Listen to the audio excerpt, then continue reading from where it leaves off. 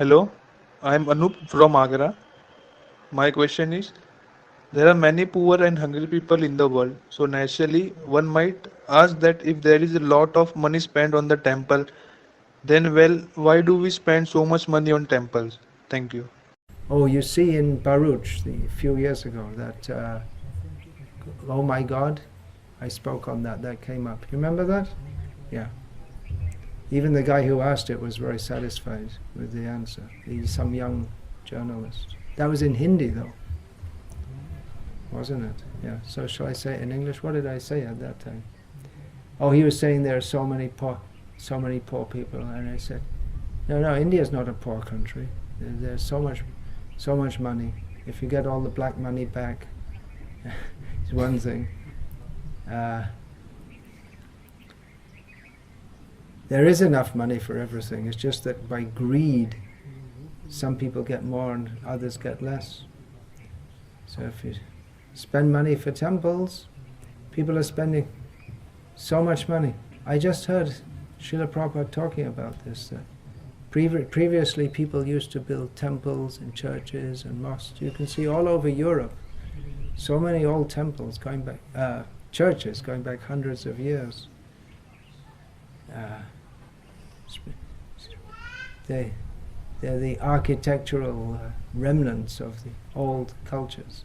In Italy especially, Italy is like a whole country of a museum of superb art and architecture. It's all mostly it's all religious. It's all. So previously people had that idea, and their needs were fulfilled also. Their needs for eating and shelter and food, that was all fulfilled. Now you may say, well, there were some poor people at that time. Well, there are poor people at this time also. So previously rich people were spending money to promote God consciousness. And there are some poor people also. Nowadays they don't promote God consciousness, and still there are poor people. Oh, that question came up in the Oh My God thing. So the Oh My God movie gave the idea that money is being misspent for religion and we should use it to feed the poor. So I asked her, okay, the people they're making crores of profit of rupees out of this film, how much are they spending for the poor? Zip, which means ziffer, nothing. They're just, it's something like in the 1960s and 1970s in the West, there are all these pop groups making songs about how money, the money society, people are only interested in money, and they're making lots of money making these songs. Their records sold very well. It's hypocritical. Once in Detroit, some Christian priests, one was a bishop I think, came to Srila Prabhupada and said, he asked them, what are you doing to help the poor? And Prabhupada quoted from the Bible, from Jesus, and said, Jesus said, the poor will always be with us. They'll always, by the laws of nature, there'll always be poor people.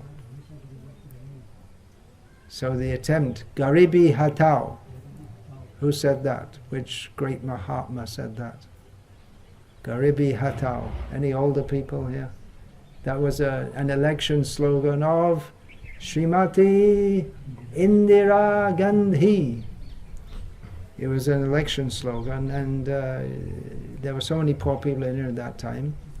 And during her whole reign, there were so many poor people. And after that, there are so many poor people. There are always going to be poor people.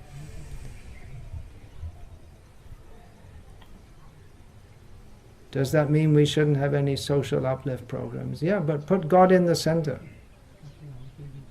The cause of disparity in human society, as Srila Prabhupada writes at the very beginning of his huge Srimad presentation of Bhagavatam, disparity in human society is due to godlessness. As I was saying this morning in the class.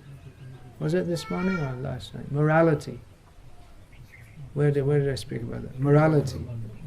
People talk about morality, but people who are actually self-realized, they don't think very much about morality. They don't think, should I do this or shouldn't I do it? They're automatically, they don't act to exploit others. It's only people who have in their mind the idea of exploiting others who all the time have to talk about be moral, be good, do good.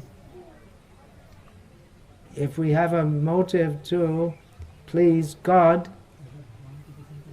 then automatically we won't exploit others. Automatically we'll be moral. So much poverty comes about due to the exploitive spirit. Just like these big corporations, they get a license from the governments for the water supply, and then all the people who for uncounted generations have been taking free water from the earth, then they have to pay some corporation for the same water. Same thing here in India now.